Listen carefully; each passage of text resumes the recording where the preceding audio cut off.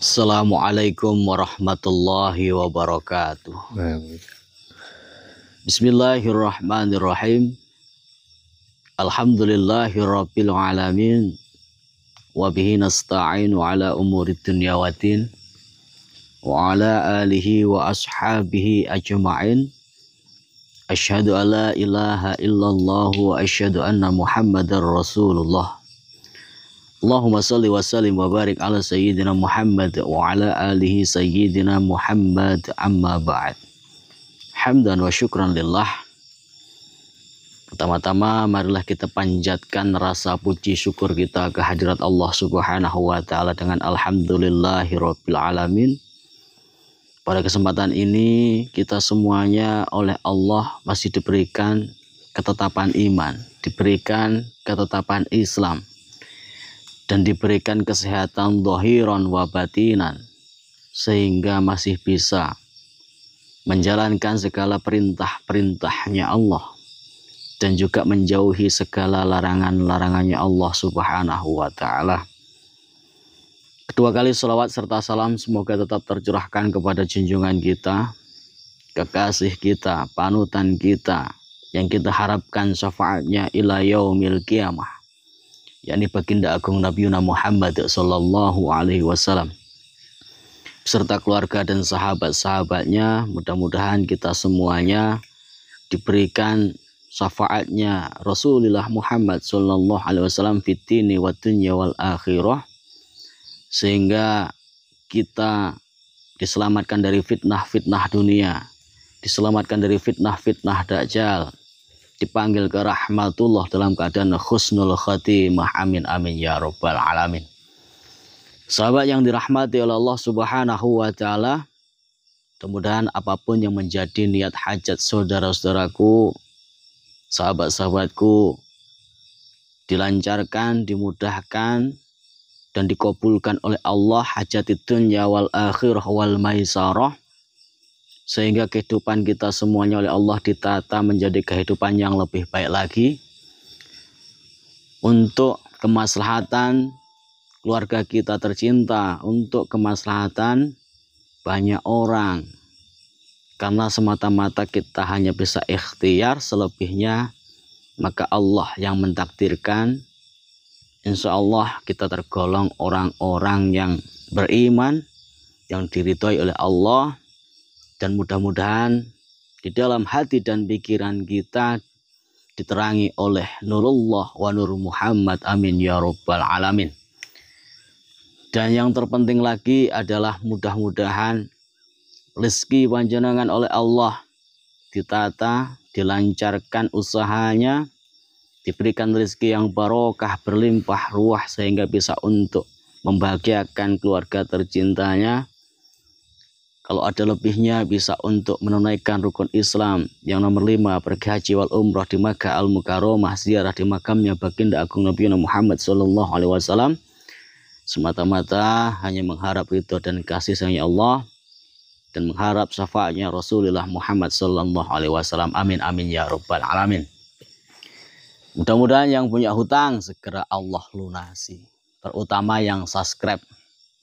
Mudah-mudahan subscriber diberikan hutangnya segera lunas, gitu Mbak ya? Ya betul. Dan mudah-mudahan yang tidak punya hutang jangan sampai punya hutang. Lah kalau punya hutang ini ya beban ya Mbak? Ya tentu. Tapi kalau tidak punya hutang, tidak ada motivasi untuk kita semangat. Iya betul. Oke sahabat, ya tidak usah panjang kali lebar. Alhamdulillah saya sudah bersama Mbah Jan. Semenjak kemarin kita bertemu di Goa, sudah menjadi suatu persaudaraan. Mbah Jan adalah saudara saya, dan saya juga banyak belajar kepada Mbah Jan. Mudah-mudahan apa yang kita inginkan untuk menjadikan kemaslahatan, terutama untuk kita pribadi dan juga sahabat-sahabat, benar-benar ada keberkahan dan kemanfaatan di dalam pertemuan saya bersama Mbah Jan. Mungkin Mbah Jan mau menyapa dulu subscriber saya. Terima kasih, selamat malam semuanya. Malam hari ini saya sudah bersama Gus Hasyim Asrori ya. Terima kasih, malam hari ini panjenengan masih setia dan mengikuti dari channelnya Mas Hasyim. Semoga saya doakan ya, semua yang subscribe Mas Hasyim ini selalu diberi keberkahan. Amin, amin. Kemudahan, Amin. Kelancaran rezeki yang banyak, selamat dunia dan akhirat. Amin. Seperti itu. Dan saya akan menyampaikan kepada subscribernya Mas Hasyim, Gus Hasyim ini, karena kemarin waktu di gua saya masih kasar ya. Memanglah bacaan orang yang seperti itu ya, sering bentak ya, merasa benar ataupun merasa pandai. Maka dari itu malam hari ini saya minta maaf ya, terutama dari Gus Hasyim. Saya minta maaf njaluk sepura sing akeh. Soalnya bacaan ini suwangi ngene iki. Cuma yang penting tujuan saya baik. Seperti itu Gus Hasyim. Betul, betul. Sudah saya maafkan Pak Ya, sebelumnya. terima kasih, terima kasih. Karena saya sudah tahu karakternya panjenengan, tegas tapi untuk kebaikan. Terima kasih. Dan jangan lupa Mbah Jan juga punya channel YouTube namanya Mbah Jan Channel ya. Nggih, leres. Jangan lupa di-subscribe karena subscribe panjenengan mensupport perjuangan saya Mbah Jan dan saudara kita semuanya. Mudah-mudahan kita diberikan kekuatan oleh Allah, diberikan keistiqomahan di dalam menegakkan amar ma'ruf, menghentikan kemungkaran, sehingga kita semuanya saling doa bidoa. Ngoten Mbah Jan. Nggih, leres nih. Namun sebelum kita masuk ke tahap obrolan, tapi obrolan yang ada manfaatnya gitu. Betul sekali. Alangkah baiknya kita buka dengan sholawat, karena sholawat itu adalah kunci dari segala sesuatu. Doa tanpa sholawat batilan batal. Langit tanpa sholawat tidak akan pernah terbuka. Semoga kita bersolawat dulu. Allahumma sholli wa sallim wa barik alaihi wa alihi wa sahbihi. Allahumma salli ala Muhammadin ya Rabbi salli alaihi wa sallim. Rabbi fanfa'na bibarakatihim wahdinal husna bihurmatihim. Sallu ala Nabi Muhammad. Dengan wasilah sholawat, lantunan sholawat, bacaan sholawat, setiap langkah kita, setiap tarian dan hembusan nafas kita membawa keberkahan, jadikan kehidupan kita yang lebih baik lagi oleh Allah Subhanahu wa Ta'ala.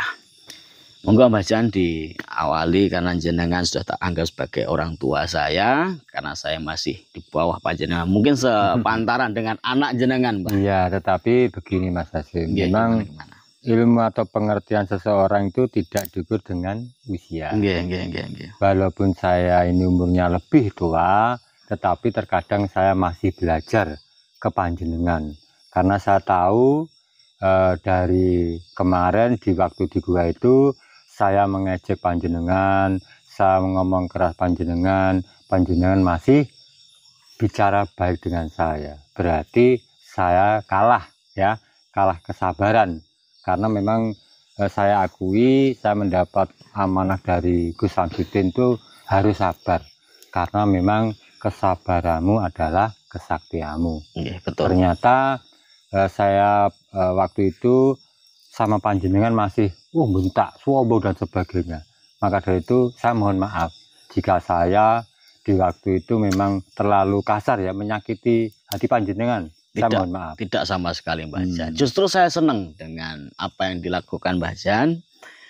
Tidak selalu mempercayai orang yang baru dikenal. Iya, memang betul saya. Karena pengajaran seorang orang tua, yang dikatakan orang tua itu yang mumpuni masalah keilmuan. Insya Allah kalau orang yang memahami dengan IQ yang tinggi, maka itulah cara yang sejati Makanya saya senang dengan yang dilakukan Mbah Jan. Jadi untuk sahabat-sahabat Gus Hasyim Asrori, Mbah Jan Channel, inilah karakter Mbah Jan. Karena beliau mantan dukun, karakternya memang tegas, lugas, sehingga tidak gampang percaya, mudah percaya dengan siapapun. Saya salut sama Mbah Jan. Nah, maka dari itu saya pengen sharing. Kalau memang nanti saya kekurangan ilmu, maka saya inginlah sedikit menyerap ilmu Mbah Jan. Begitu juga dengan saya, mungkin ada sesuatu yang pemahaman saya kurang luas. Karena sebenarnya Allah ini membekali setiap manusia adalah akal pikiran yang suci, agar kita selalu luas pemahamannya. Kalau sudah luas pemahamannya berarti kita banyak saudara, banyak keluarga. Betul sekali. Saling sharing seperti ini. Betul. Kan enak. Cuma kurang ini, Mbah. Ya, kurangnya gimana ini? Kopinya nggak ada. Waduh, di hutan ya. Lah iya itu. Di hutan kita cari warung kopi mungkin ya nggak ada. Lah, Yang penting meskipun tidak ada kopi, yang penting kita ngopi. Dalam arti ngopi seperti apa, Mas Hasyim? Ngopi ngolah pikir. Nah, betul. Seperti itu. Jadi kita meskipun tidak ada kopi, cuma ngopi saja. Dalam arti ngolah pikir, di mana kita punya kekurangan kita saling mengisi ya. Betul. Itu. Betul. Jadi gimana Mbah Jan untuk permasalahan saya sebenarnya gini loh. Saya pengen sharing sama Mbah Jan permasalahan ilmu hakikat atau ketauhidan. Karena puncak daripada ilmu itu adalah ketauhidan. Kalau kita sudah masuk ke dalam ketauhidan, insya Allah kita tidak gampang menyalahkan orang lain. Betul sekali. Untuk bisa memahami ketauhidan, ini kan harus memakai IQ yang tinggi Mbah Jan. Iya, betul sekali. Makanya ini agak ditinggikan sedikit untuk masalah keilmuannya. Mudah-mudahan saudara kita yang paham, yang mempunyai IQ agak tinggi, bisa menambah wawasan gitu Mbah Jan. Sekali. Terus untuk bisa mencapai ketauhidan itu Mbah Jan, itu harus diawali dari mana? Menurut saya awal dari ketauhidan itu seperti ini. Pertama, kita harus mempunyai kondisi kesadaran. Betul. Jika seseorang melakukan kesalahan, tapi tidak sadar dan tidak menyadari bahwa diri kita ini salah, itu tidak bisa untuk ketauhid. Itu awal atau katakanlah dasar lah. Dari kesadaran diri kita bisa. Jadi yang pertama itu memang harus kesadaran diri. Karena memang menurut Mbah Jan musuh yang terberat adalah diri kita. Betul. Seperti itu Mas Hasyim. Jihadun nafsi melawan hawa nafsu. Ya, seperti itu. Karena memang kita hidup sudah dibawa nafsu. Dalam arti dikendalikan kalau versi Jawa sedulur papat. Iya, sedulur papat 5 wawancara tadi. Karena sering sekali dalam video Mbah Jan menggambarkan satu kusir 4 kuda. Jadi kusirnya adalah kita, 4 tadi berbentuk hawa nafsu. Kalau boleh tahu gini Mbah Jan, penjelasan panjenengan agar sahabat-sahabat saya, saudara-saudara Mbah Jan Channel ini memahami yang dikatakan sedulur papat itu apa saja Mbah Jan? Ya mungkin ya sedikit saja yang disebutkan lah. Seperti al-wamah lah. Hawa nafsu untuk makan, hawa nafsu untuk seperti itulah. Nanti gampang. Jadi mungkin sedulur papat ini memang sudah ada di dalam diri kita. Betul. Dan semuanya setiap kita beraktivitas itu bersamaan. Tidak mungkin terpisahkan karena sedulur papat tadi atau itu cedek tanpa senggolan, aduh tanpa wangenan. Betul. Seperti itu, maka dari itu kita tidak bisa untuk mencari atau mengetahui tanpa laku. Seperti itu Mas Hasyim. Mungkin saya akan menambahin sedikit. Ini kalau dari versi saya, ketika kita ini disuruh sadar, saya setuju dengan Mbah Jan. Jadi pondasi atau awal kita untuk mencapai ke dalam ketauhidan yang mana kita harus sadar. Kalau kita sudah sadar, insya Allah kita akan sabar. Contoh ada orang itu sodako, tapi di dalam sodako itu dibicarakan sama orang lain. Saya sudah sabar, saya sudah ikhlas. Tapi sadar apa tidak? Jelas itu menurut saya begini. Saya ulangi lagi. Ini ada tingkatannya menurut dari baca. Asor, Madya, Utama, Luhur. Di empat pilar ini, pertama asor. Contoh misalnya, saya mau ngasih orang seperti itu. Tapi saya bilang ke sampean, Gus, tadi saya ngasih uang itu biar untuk makan. Berarti kita untuk menolong itu biar sampean tahu kan seperti itu. Ya, Madya Utama Luhur, katakanlah kita langsung ke luhur saja, karena luhur itu sing ditulung orang ngerti sing nulung. Jadi poinnya yang tahu kita dengan Sang Ilahi. Seperti itu. Kalau kelas luhur itu seperti itu. Jadi hubungan tertolong atau tentang seperti kita menjalankan kebaikan memang seperti itu. Tetapi kalau kita sudah mencapai luhur, katakanlah, nanti sehari-hari pun kita tidak bisa untuk sifatnya itu lebih baik gitu loh. Betul. Seperti itu menurut saya. Ya, saya setuju lah. Intinya begini. Walaupun begini ya sahabat ya. Ini bukan suatu perdebatan, ini hanya suatu tukar betul sekali. pengertian aja. Kalau memang nanti tidak ada kesamaan, tapi tujuan kita sama. Tujuannya sama. Mungkin caranya berbeda. Saya sering menyampaikan bacaan kepada saudara-saudara saya, teman-teman saya yang indoor maupun outdoor, yang langsung maupun yang di dunia maya seperti itu. Untuk pondasi awal kita menjalankan ketauhidan itu diawali dengan adus, dengan mandi. Betul. Karena kalau kita mau sembahyang, kalau kita mau sholat, maka kita harus menghilangkan hadas besar dan hadas kecil. Tapi pertanyaan saya, apa yang dimandikan? Betul. Apakah yang dimandikan itu hanya jasad? Sedangkan kalau di dalam ilmu kejawen, versi saya ini ya, jisim balik neng bumi. Apa jisim? Badan kita kembali ke tanah. Kawaruh balik neng pangeran. Kawaruh adalah pengertian ilmu akan kembali kepada Sang Ilahi Robbi. Asal banyu balik neng banyu, asal angin balik angin, asal geni balik geni. Semua dikembalikan. Berarti yang dimandikan di sini bukan jasad. Tetapi tingkah laku kita.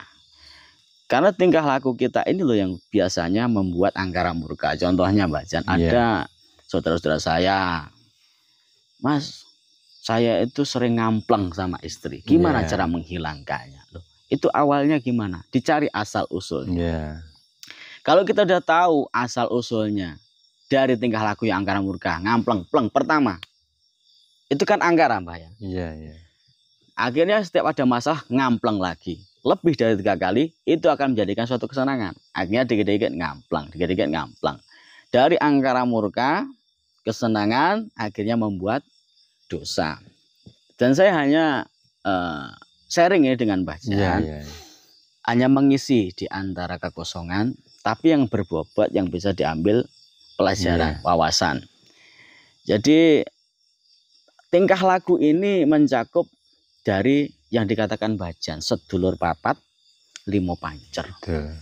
Versi saya untuk sedulur papat itu tadi adalah al-amah, amaroh, sufiyah, dan mutmainah. Dua nafsu, al-amah dan amaroh, ini mengajak ke dalam angkara murka dan kesenangan. Kalau amaroh, sifat kita digambarkan seperti warna hitam. Yang tadi ngampleng itu amaroh. Al-amahnya karena sering ngampleng akhirnya jadikan kesenangan. Tetapi diimbangi dengan sufiyah dan mutmainah. Dua nafsu ini selalu mengajak ke dalam kebaikan, sholat, zikir, sedekah, sabar, ikhlas, terima, dan lain sebagainya. Setelah kita mencapai dasar untuk melaksanakan ke dalam ketauhidan dari dasar, kita baru ke masalah hidup kita. Tadi itu supaya sadar. Kalau orang sadar nggak mungkin kita ucapkan. Kalau dalam ketauhidan, Pak ya. Iya, iya. Karena ketauhidan itu sensitif sekali. Sedikit ada rasa riak dalam hati kita, maka dikatakan takabur, sombong, batal semuanya. Mungkin ini agak ditingkatkan sedikit, Pak Jan. Iya, iya, iya. Agak ditingkatkan sedikit. Monggo. Kalau menurut pengertian Mbah Jan, masalah pengertian Mbah Jan, antara sholat dan sembahyang ini sama apa tidak? Tidak sama. Nah, ya, siap. Betul. Kalau sholat itu gimana? Kalau sembahyang itu gimana, Mbah Jan? Kalau menurut saya, ini mohon maaf ini sharing ya. Iya, sharing namanya aja. Saling mengisi. Kalau saya salah ya kita gitu. Benarkan. Kalau menurut saya sembahyang itu yang dipersembahkan yang mana? Jadi sesuatu apa yang dipersembahkan kepada Allah itu seperti apa? Wujudnya apa tingkah lakunya, atau sehari-harinya gimana kepada orang lain. Karena memang kita harus menjalankan benar becik, seperti itu. Menurut saya seperti itu. Karena memang di dalam sholat ada wudhu dan sebagainya, itu menurut saya memang betul sekali menggambarkan bahwa kita harus mendengarkan sesuatu yang baik, mencium yang baik, berkata yang baik, pikiran yang baik, seperti itu menurut saya. Mohon maaf kalau wawasannya cuma gini ya. Tidak apa-apa, Jan. Artinya kan kita saling mengisi. Iya, betul sekali. Jadi saya juga belajar dari Mbah Jan, karena setiap orang, Mbah Jan, saya dan Mbah Jan ini kan beda lakunya. Tapi tujuannya sama. Kalau digarisbawahi sahabat-sahabat, walaupun pengertian berbeda, inilah dikatakan rahmatnya Allah. Perbedaan itu adalah suatu rahmat. Betul sekali. Tapi tujuan kita tetap untuk menggapai ridhonya Allah. Sama tujuan.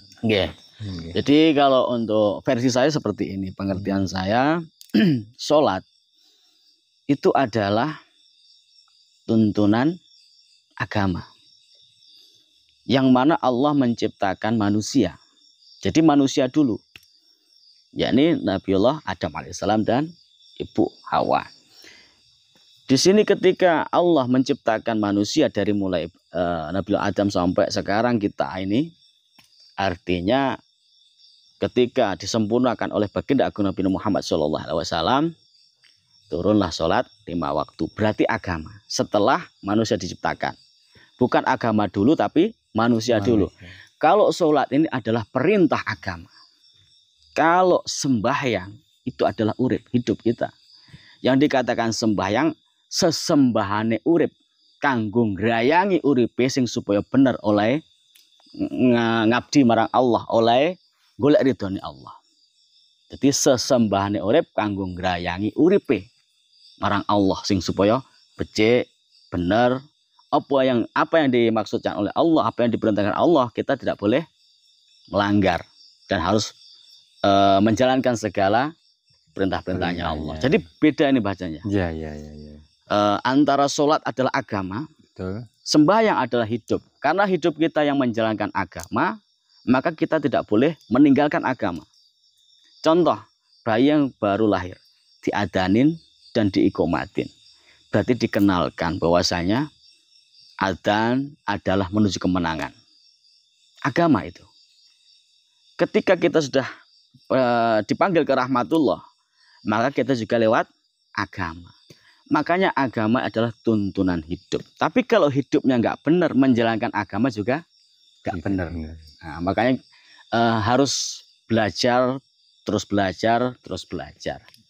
Jadi ini adalah rahmatnya Allah. Saya dan Mbah Jan sama, saudara saya, dan saya anggap sebagai orang tua saya karena sepuh.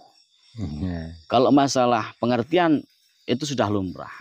Tujuannya hanya satu, menggapai ridhonya Allah. Bukan kita meminta surga. Salah kalau minta surga. Nah, sekarang agak ditingkatkan sedikit lagi, Mbah Jan. Gimana? Saya sering mendengar yang dikatakan sangkan paraning dumati. Monggo jenengan seperti apa, Mbah Jan? Kalau menurut saya yang pernah saya pelajari atau saya pernah lakoni ya Mas ya. Sangkan paraning dumati, asal muasal dari mana dan di mana kita kembali.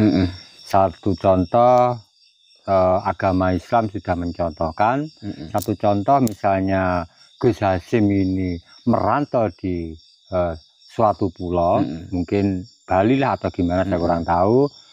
Tetapi di saat hari raya, dimanapun kamu asalnya, pasti kamu pulang akan kembali ke asal. Ya, seperti itu gambaran orang Islam, seperti itu menurut saya. Tetapi misalkan Dumadi ini memang harus perlu dikaji yang lebih dalam ya, karena memang itulah tujuan hidup.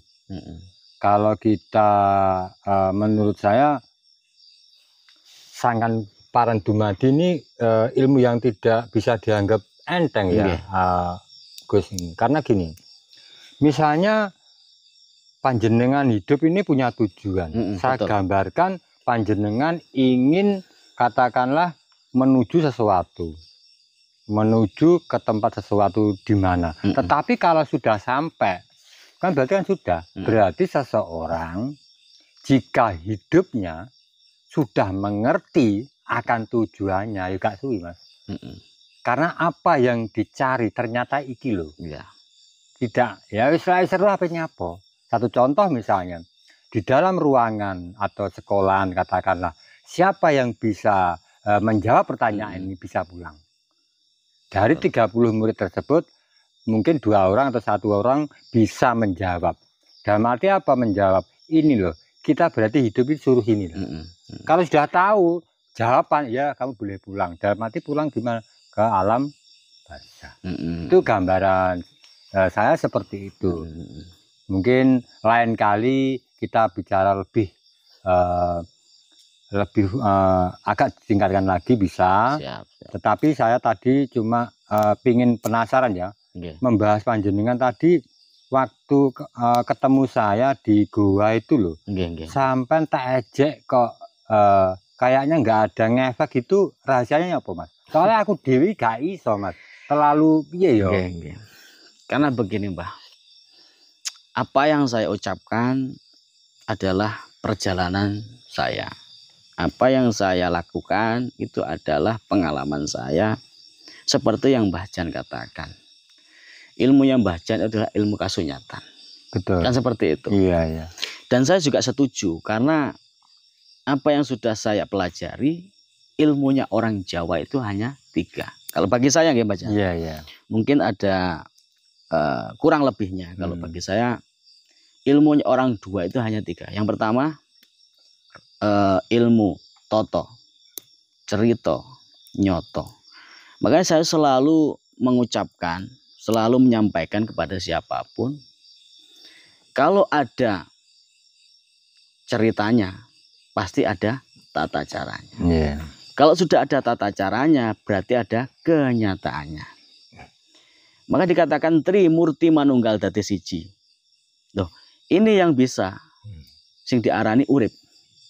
Orang hidup kan ada 3. Ketika ada raganya, nggak ada sukmanya. Linglung mboten, Mbah? Linglung.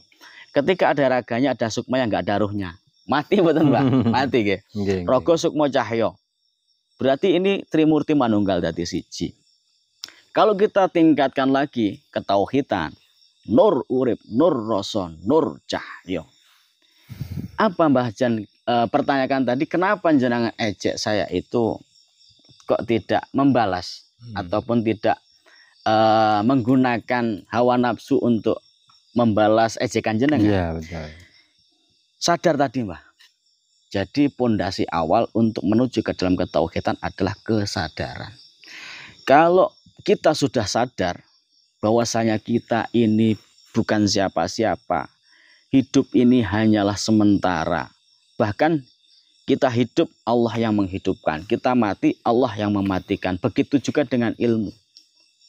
Tahap orang mencari ilmu itu ada 3 tingkatan. Yang pertama, kalau dia baru-baru saja belajar ilmu, maka dia akan sombong.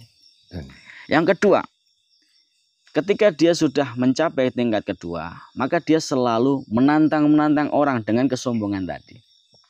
Tapi kalau orang sudah mencapai ke makam ketiga, yang dikatakan ketauhidan ini, maka dia kembali ke dalam kesadaran karena tidak mempunyai apapun. Begitu juga dengan saya, Mbah. Saya berusaha menjadi orang yang sadar. Walaupun nafsu, alwamah, amarah selalu bergejolak. Artinya antara nafsu, hawa pikiran dan juga yang dikatakan ingsun sejati, sing diarani pancar sejati, yaitu kalau di dalam Islamnya Nur Muhammad wa Nurullah. Makanya dikatakan kiblat papat limo pancar. Nah, saya berusaha, Mbah. Sejelek-jelek apapun cacian makian kepada saya, itu hakikatnya adalah Allah. Hakikatnya Allah menguji saya. Begitu juga Mbah Jan. Ketika saya pertama kali bertemu Mbah Jan di goa, saya melihat Allah yang menggerakkan Mbah Jan. Betul. Nah, jadi tidak ada rasa saya itu kecewa, rasa marah, ataupun sakit rendah. Gitu itu Mbah Jan. Karena memang saya jujur saja, saya banding-bandingkan. Ya seperti Gus Samsudin itu. Gus Samsudin itu kayak apa, watak saya gimana, karakternya seperti apa, tetap baik sama saya. Padahal saya ini paling mokong ya. Katakanlah paling mokong sama dia. Sering saya ini ngolokin dia, tetapi dia tetap baik-baik. Seperti itu. Memang beliau luar biasa, Gus Samsudin. Saya juga melihat beliau bukan orang yang sembarangan, dan ilmunya juga ketauhidan, tasawuf. Apalagi beliau adalah pengasuh pondok.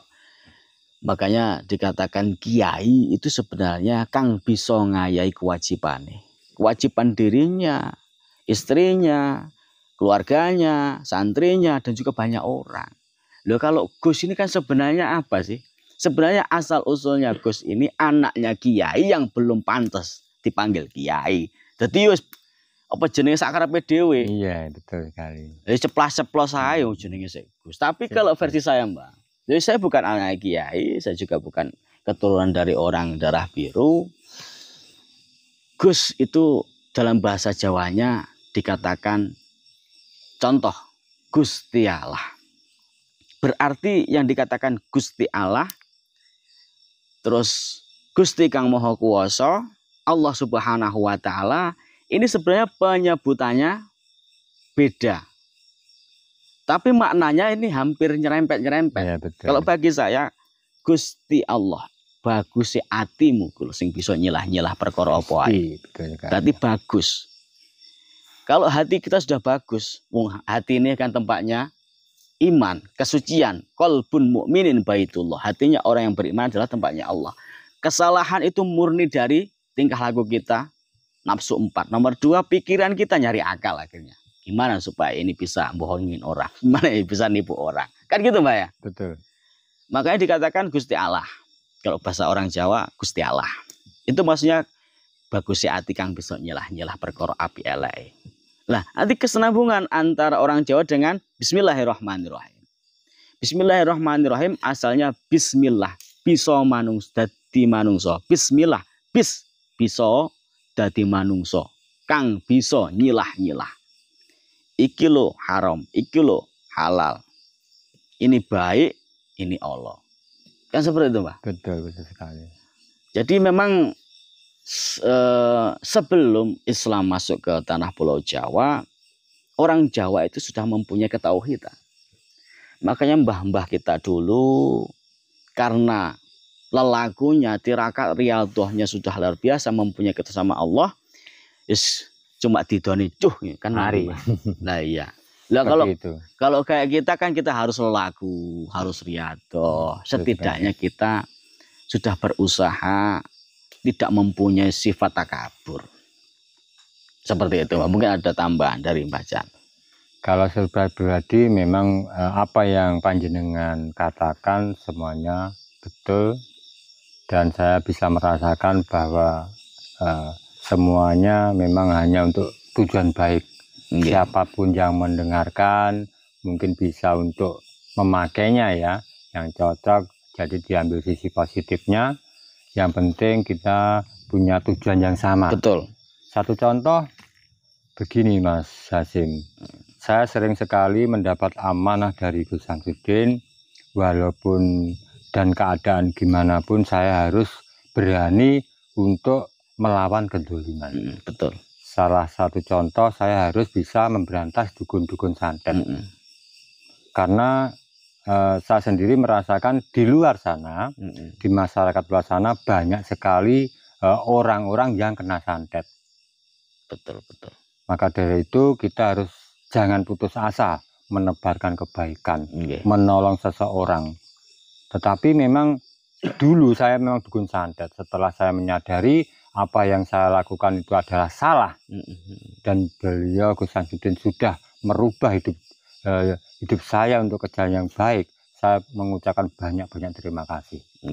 Maka dari itu pengalaman panjenengan tentang perdukunan atau gimana, coba jenengan pengalaman yang ada gitu loh.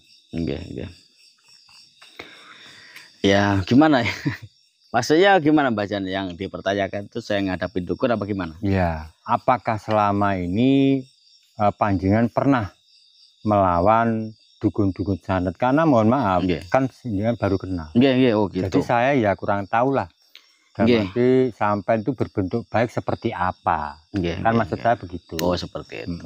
Jadi alhamdulillah, karena saya sudah mempunyai tanggung jawab masalah hidup, Mas Jan. Iya. Yang dikatakan putra sabdo janji jawoto.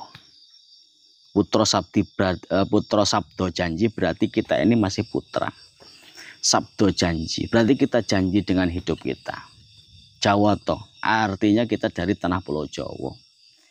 Makanya saya seperti yang bacaan sampaikan, Islam tinggu, Jawa tigowo, kan seperti itu. Iya, betul. Walaupun saya itu santri, tapi saya tidak akan pernah meninggalkan Jawa saya. Betul. Bagaimanapun itu adalah tanah kelahiran saya. Yang penting antara adat, antara agama ini tidak saling bertentangan. Adat tetaplah adat istiadat yang harus kita jaga. Kita menghargai leluhur-leluhur kita, budaya-budaya Jawa seperti beliau Kanjeng Sunan Bonang, terus Kanjeng Sunan Kalijaga. Itulah dakwahnya para wali songo. Terus ketika saya itu sudah janji dengan hidup saya, dari situ saya terketuk hati saya. Kenapa saya tidak berusaha untuk mencoba meminta perlindungan sama Allah ketika ada saudara kita yang banyak kena santet, banyak didolimi permasalahan-permasalahan santet. Itu saya melihat beliau Gus Samsudin, saudara-saudara kita YouTuber yang lain lah. Iya. Ini benar-benar tantangan, benar-benar suatu tugas yang juga berat. Karena niat dan tekad saya sudah yakin sama Allah, maka di situ saya awali untuk mencari dukun. Awalnya itu dulu. Ternyata setelah itu lama-lama banyak dukun-dukun itu mengenal nama saya. Katanya saya membasmi lah, katanya saya itu menghabisi, padahal saya itu hanya pengen menghentikan.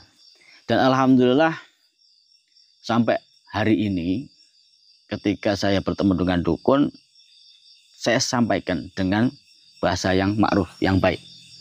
Tetapi ketika dengan cara yang ma'ruf tidak bisa, ya apa boleh buat, saya untuk membuat suatu pagar diri,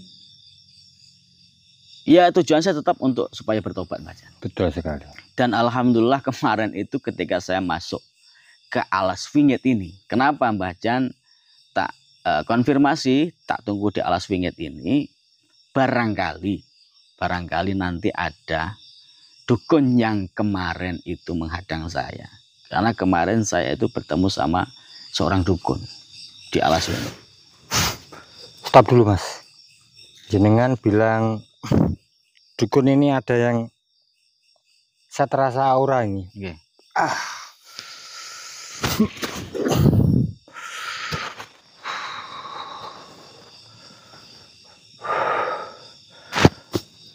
Bener Mas Samben, di sini saya merasakan tidak jauh Mas dari sini.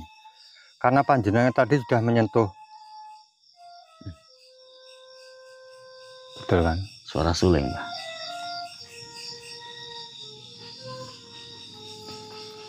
Karena kita Mbah Jan sekarang ini berada di Alas Wingit, yang mana gudangnya dukun santet.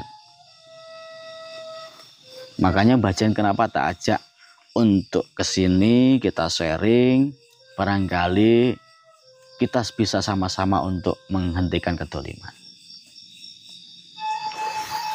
Ini harus dicari nih, karena memang salah satu tugas saya. Monggo gimana? Oke sih. Oke ya sahabat-sahabat, ternyata suara yang awalnya itu agak jauh, dan Mbah Jan tadi suara itu semakin ke sini Mbah Jan merasakan kekuatan energi yang sangat luar biasa, yang mana itu ilmu hitam. Kita cari sumbernya, Mbah. Iya, betul sekali. Allahumma sholli wa sallim wa barik ala sayyidina Muhammad wa ala ali sayyidina Muhammad. Hasbunallahu wa ni'mal wakil. Nikmal maula wa sallallahu billahil a'la. Allahu akbar. Suaranya agak jauh, lumayan mendekat.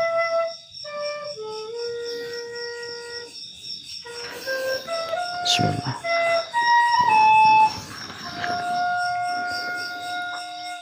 Agak jauh ini, Pak.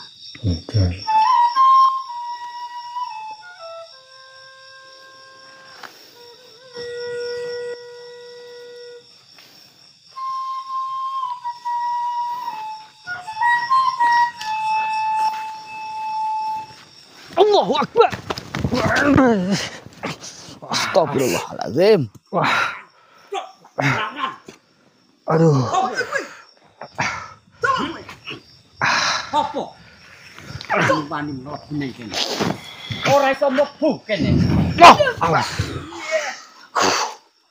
Ternyata ini pagar gaib. Luar biasa. Nggih, Mbah. Hati-hati, ini kita melewati pagar, maka dari kita terpental tadi mungkin mlebu panggon aku. Pak Pagri. Saya kayak kenal nih dukun ini. kenal ya. Suaranya kayak nyetompel sama Mbah Cokro ini. Siapa mereka, Gus? Jadi ketika saya itu kemarin masuk hutan Wingit ini, Mbah Cokro menghadang saya. Oh, Hasim dok. Hasim. Hasim nah. Nggih. Kula. Mati kowe iki. Wah. Mati. Pancen golek pati awakmu. Awakmu wis tak ajar, saiki kok panggah. Jenengan sengaja mencari saya. Iya. Pancen tak golek. Apa jenengan ndak sadar? Kalau memang jenengan mencari saya, ngapain mbok pager gaib ini? Aku isik ngisah ngelmu. Ngelmuku tak obokne ana ing jero suling wis akeh banget. Pirang-pirang ngelmu, panca suna sing wis akeh banget. Seperti itu. Arep tak nggih mateni awakmu. Awakmu wong dawong. Dawani awakmu. Seperti aku dhewe. Jadi ini Mbah Jan yang saya katakan tadi. Ini adalah dukun Mbah Cokro dan juga Iya. Nyi Tompel. Ini yang saya menceritakan. Ya, betul. Sombong. Hei! Oh, hati-hati, Mbah. Ini ada pagernya, Mbah. Getak aku awak. Kowe sapa? Setan, ha? Astagfirullahaladzim. Astagfirullah. Allah. Jenengan leceh ya? Jenengan menemuin saya, mencari saya, dan juga saudara saya Mbah Jan. Tapi jenengan mager. Iya tak pager. Aku memang tak pageri. Sebab apa?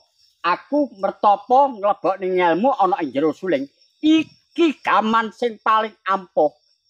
Tak tibakne ndasmu modar gantuk. Hei. Apa? Kancel. Rasa sombong-sombong. Iki lho elek-elek mbiyani dukun. Hah? Awakmu urung enak. Iki lho Mbah Jan iki dadi dogdeng dukun santet. Hah? Kan tak omongi. Sapa? Iki lho musuhmu mek iki lho Nyai Tempel tok bar. Apa sih mbok cekel suwe jajalan? Lek kuat jajalan ilmu. Jajal tenan. Jajalan. Allahu Akbar. Astagfirullahaladzim. Ya Allah, Mbah Jan. Jenengan nggak usah sombong, Mbah. Untuk menghadapi mereka, jenengan jangan pakai hawa nafsu. Piye? Ternyata sampean sudah bawa pamungkas. Yo. pancen iki andalaku yo mek sitok iki. Sing dek ini aku petok awakmu urung gawa iki. Ya, saya tahu itu. Tapi lak saiki aku gawa iki modar cangkemmu. Rongko kantuk. Mbah Cokro dan Nyi Tompel adalah adik seperguruan dan kakang seperguruan, Mbah. Oh, ngono ceritane. Mereka ini satu perguruan. Kamu ngonekne suling rotok rene. Yo. Lawan nduk. Lawan. Panjen wani lawanan. Kalau bisa. Yo, kalian nduk. Sama kowe. Ora kenal aku, ha? Yo, ono nduk. Ora kenal bajan iki jenenge, ha? Ora. Lek trima awakmu sak menit lek bisa bajan. Nduk. Jalan.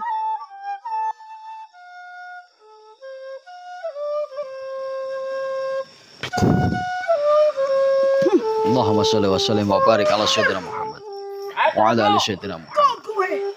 Allah. Allah. Astagfirullahaladzim. Astagfirullahaladzim. Astagfirullahaladzim. Astagfirullahaladzim.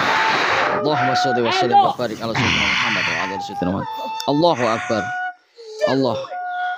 Hati Mbah sulingnya sakti. Allahu akbar.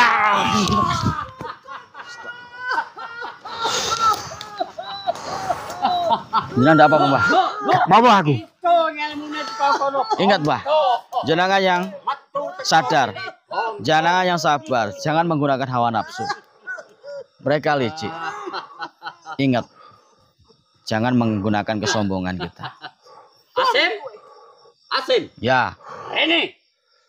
Sing. Rene. Corwing nang tua. Ayo, Rene. Jenengan Rasa kakak ngomong. Tajar kowe nang kene, Om. Hah? Mentang-mentang araku. Aku ora bakal wedi. Ayo, Dok. Ayo lawanan. Lawan tenan, Dok. Ayo. Ayo. Apa, Dok? Dilawan. Ayo. Sakti, Dok. Wis to. hati-hati, Mbah. Iki wis mlebu kabeh, Dok. Ayo. Iki mlebu kabeh, Dok. Wis metu. Dok, ayo terus, Dok. Ayo, Dok. Astagfirullahaladzim. Allah, astagfirullah. Allah.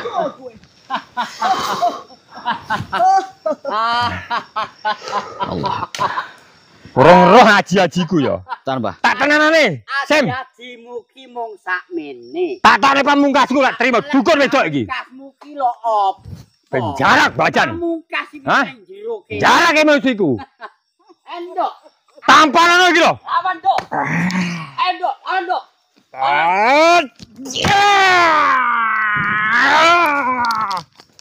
Bongkar. Dok. Ah, mutah getih ora kowe. Dok. Hah? Anu, Dok. Anu, Dok. Anu, Dok. Patani bisa ngono. Ayo, Dok. Hah? Anu, Dok. Ah! Ayo, Dok. Nanti kowe. Anu, Dok. Acar gini bisa. Wah itu. Putrek aku karo wong. Jarak baca harapan. Dicar-carne. Cokro. Nanti Om Cokro.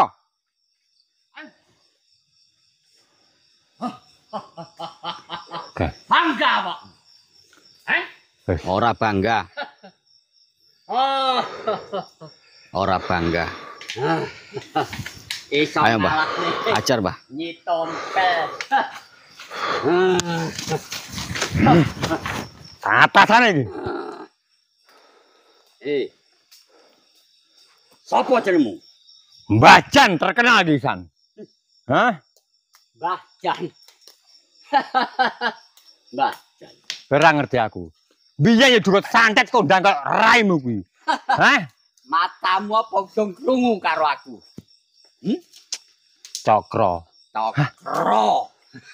Jeneng apa Cokro kuwi? Cokro. Hah? Ki mbah-mbahe biyen iki. Hah? Maksud karepmu piye? Ya aduh kedidayaan. Sak pira ta ilmumu ki? Aja jarak emosiku ya. Lah aku memang karo dukun wis mulai emosiku tambah iki. Wani tenan. Tak wedeni apamu. Apa? Hah? Iki kopong. Tak delok nang bathukmu iki lho kopong. Ayo lawan le. Ayo. Ayo. Amanen.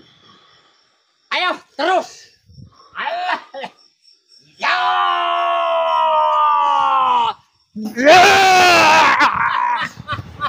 Astagfirullahaladzim. Bah, jangan bangsa. Dan katijan. Allahu Akbar.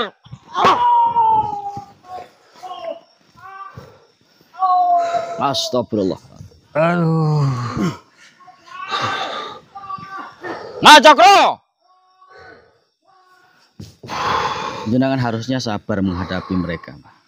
Iya, aku terpancing emosiku. Jangan terlalu membawa hawa nafsu. Sombong deh. Nantang, gak terima aku. Cuma ini wilayah kekuasaan mereka, Mbah. Jangan pulihkan dulu. Netralkan dulu. Allahumma sholli wa sallim wa barik ala sayyidina Muhammad wa ala sayyidina Muhammad. Astagfirullahaladzim. Jadi Mbah Cokro ini sudah memakai pamungkasnya, yakni Suryang Sakti, Mbah. Betul sekali. Luar biasa juga ya. Tapi saya melihat tadi itu Nyi Tompel sudah muntah darah tadi. Iya. Jangan hantam. Yang jadi pamungkasnya si Mbah Cokro ini adalah Suryang Saktinya. Ya mungkin saya menggunakan hawa nafsu tadi ya, Gus betul. Ya. Ya, tidak apa-apa sebenarnya sombong, tapi ada batasan, Mbah. Betul. Ada batasan yang mana kita tidak boleh terlalu sombong, karena itu akan menjadikan kelemahan kita. Mereka para dukun itu memancing kita supaya emosi. Kalau kita sudah membawa nafsu amarahnya, emosi tidak terkontrol, lah kita yang kewalahan. Jadi alhamdulillah kita tidak apa-apa. Itu sudah terluka tadi. Iya, dia terluka lari tuh. Tompel sudah saya pukul muntah darah tadi. Cokro tadi itu sudah, tapi saya tidak lihat dibuang kemana tadi serolingnya itu. Karena kekuatannya itu di seruling saktinya itu. Gak mau jebol tuh kendang telinga. Saya sudah, waduh nggak kuat. Kayak memukul nih kendang telinga ini kayak pecah rasanya dengar serulingnya tuh. Luar biasa juga ini si dukun ini. Makanya kita harus waspada dan hati-hati bacaan. Kita ini masuk ke dalam lokasi dan juga alas wingit perkumpulan para dukun. Karena si Mbah Cokro kemarin mengaku punya perkumpulan perdukunan, seperguruan ilmu hitam. Berarti ini pasti dia bilang sama teman-temannya juga ini. Otomatis bacaan. Apalagi mereka berdua sudah tahu saya membawa media kemarin itu Istanbul Turki ya. Jadi kita jangan sampai kita itu kalah dengan hawa nafsu kita, Mas ya. Betul sekali. Seperti yang kita sampaikan dari awal, ketika kita sadar maka tidak akan membawa hawa nafsu kita. Tapi sudah apa namanya manusiawi. Saya seperti ya, itu. Gampang termudah kalau lihat dukun kayak gitu saya, waduh, emosi saya nggak tertahan tuh. Omongannya jelek gitu. Oke, siap lah. Kita mundur dulu soalnya kalau kita semakin masuk nanti akan menghambat waktu kita dan juga mereka sudah merencanakan sesuatu. Betul sekali. Sambil memulihkan kekuatan, ngos-ngosan juga, karena bukan dukun ecek-ecek, bukan dukun abal-abal. Ya mungkin yang dulu-dulu kemarin-kemarin saya menghadapi itu ilmunya masih di bawah lah, Mas. Iya. Tapi ketika saya masuk ke hutan alas wingit ini, terasa auranya. Auranya luar biasa ini memang. Si Cokro sama si Tompel ini. Nah, iya. Intinya seperti itu. Mungkin bacaan mau sampaikan sahabat-sahabat. Terima kasih semuanya. Subscriber dari Gus Hasyim ini malam hari ini masih setia mengikuti channelnya, dan saya pribadi Mbak Channel mengucapkan banyak terima kasih. Saya merasa masih kurang, maka dari itu saya ingin belajar dengan Gus Hasyim ini supaya saya lebih baik, karena memang saya masih menggunakan hawa nafsu saya, sehingga di saat pertarungan tadi saya terpental. Sebetulnya dari dulu saya sudah dibilang sama Gus Samsudin, penarikan atau pertarungan jangan membawa hawa nafsu. Kalau panjenengan memakai hawa nafsu tersebut tidak mungkin bisa tercapai. Betul. Seperti itu katanya Gus Samsudin. Memang itu kenyataannya, Mbah Jan. Makanya ini adalah suatu pelajaran bagi saya pribadi. Apa yang saya lihat ini adalah suatu pengalaman agar saya tidak mudah terpengaruh. Makanya saya juga belajar juga, Mbah Jan. Iya, betul. Terus kita saling belajar sajalah.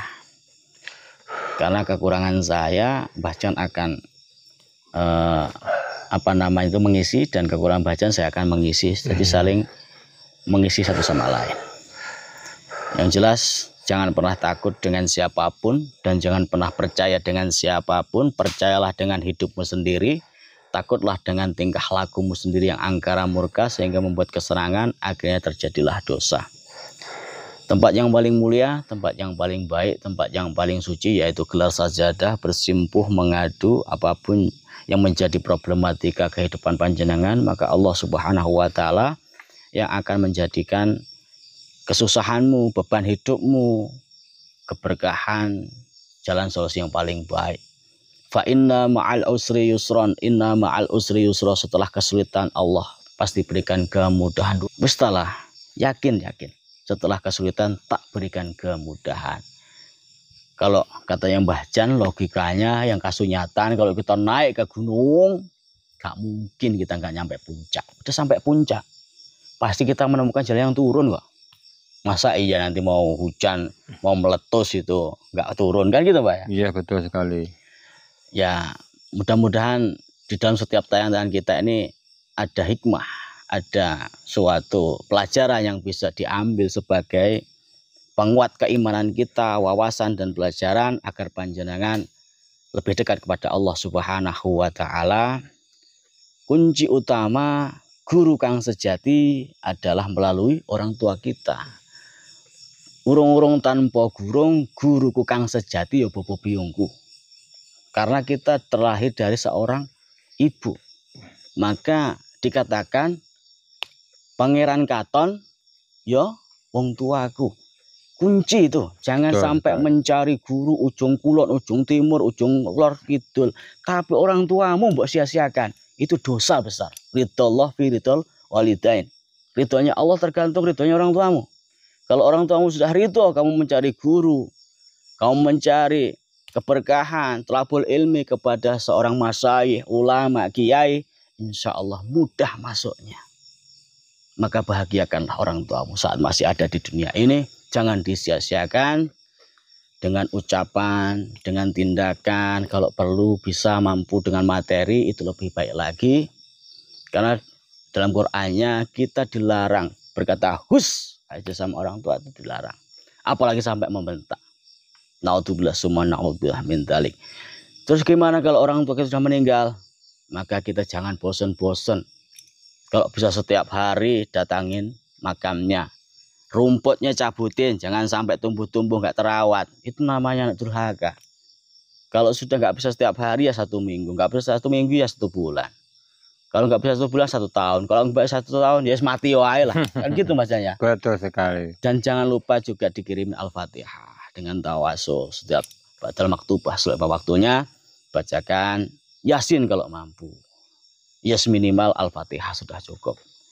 Karena kita hanya meminta restu pangestu kedua orang tua kita supaya Allah memudahkan setiap langkah kita. Jangan lupa sholat 5 waktunya diperbaiki, dijaga, jangan sampai bolong-bolong. Kalau belum bisa ya wis ikhtiar. Kita minta kekuatan sama Allah Subhanahu wa taala, tambah sholat sunnah yang lainnya. Terus zikir. Kalau bisa baca Al-Qur'an walaupun 1 ayat. Kalau bisa ya, kalau nggak bisa ya cuma Bismillahirrahmanirrahim gitu aja. Selebihnya nanti bisa untuk sedekah Rp500 biar berkah hidupnya ditata rezekinya sama Allah Subhanahu wa taala. Mungkin itu saja yang bisa saya sampaikan. Apabila saya sampaikan bersama Mbah Jan ini ada kekhilafan dari segi tutur kata bahasa dan tingkah laku kita, itu sumbernya murni dari kita Al-Fakir yang dhaif. Dan apabila kita sampaikan ini banyak benarnya, itu sumbernya dari Allah Subhanahu wa taala. Saya Al-Fakir Hasyim Asrori, saya Mbah Jan. Mohon maaf apabila ada suatu kata, tingkah laku, tindakan dan juga sikap yang kurang berkenan, karena kesempurnaan hanya milik Allah Subhanahu wa taala. Kita tidak sakti, kita tidak hebat, kita tidak bisa apa-apa. Yang hebat, yang sakti, yang bisa hanya Allah Subhanahu wa taala. Wabillahi taufiq wal hidayah wa ridha wal inayah. Assalamualaikum warahmatullahi wabarakatuh.